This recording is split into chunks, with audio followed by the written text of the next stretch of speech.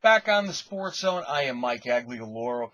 We've waited a few days, but we're going to revisit the Donald Sterling scandal. Of course, on Tuesday, NBA Commissioner Adam Silver announced his decision to ban Donald Sterling for life and to urge the NBA Board of Governors to force Sterling to sell the Los Angeles Clippers. And of course, right now, it does in fact look like Adam Silver is going to get the support from every team in the league and put Sterling in a position where he has to sell the franchise. And of course, this is probably the biggest statement he can make.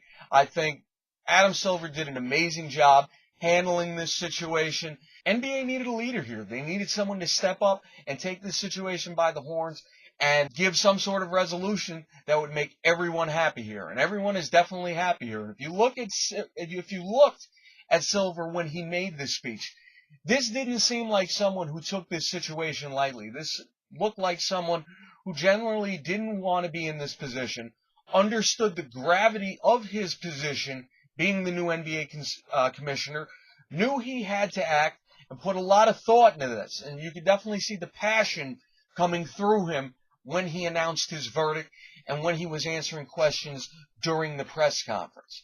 We've seen a lot of people in the few days since step up and say that they would like the opportunity to buy the Clippers. Everyone from Floyd Money Mayweather to little Freddie Muniz to Oprah Winfrey.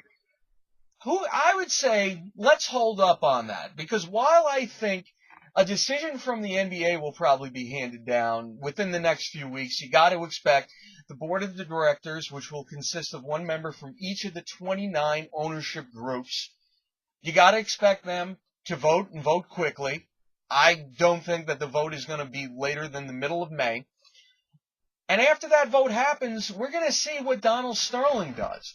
Because if he's really forced out, I really find it hard to believe this man is going to go out quietly.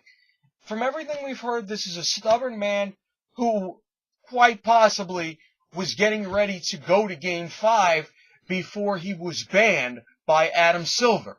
And if that doesn't show you someone who is going to do what he wants to do, whether anybody likes it or not, I don't know what will.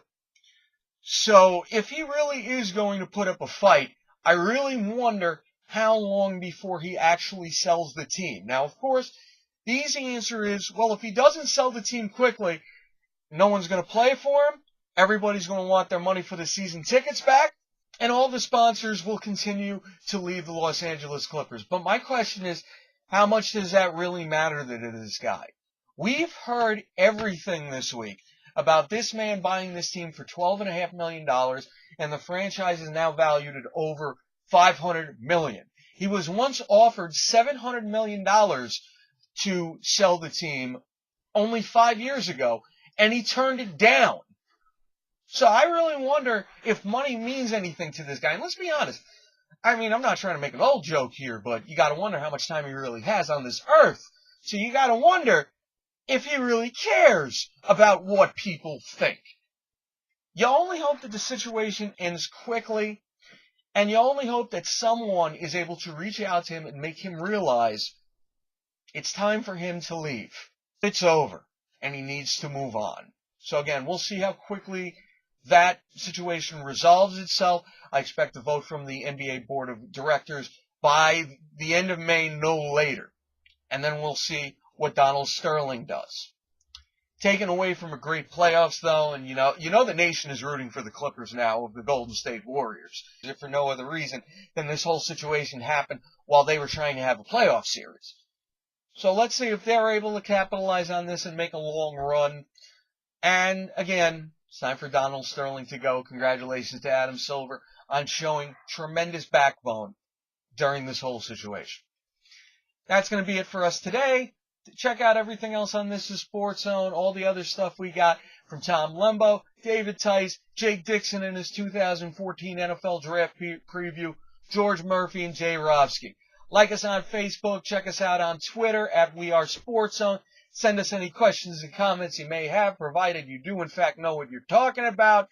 Thanks again, everybody, for watching. We'll see you next time for This Is Sports Zone. I am Mike Aglialoro. Take care, folks.